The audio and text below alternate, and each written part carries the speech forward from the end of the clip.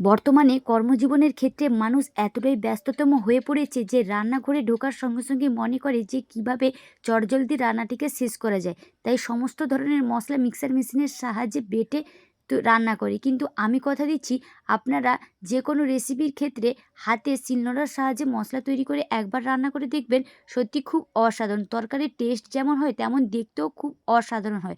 তাই আজকে আপনাদেরকে খুব সাধারণ একটা রেসিপি করে দেখাবো।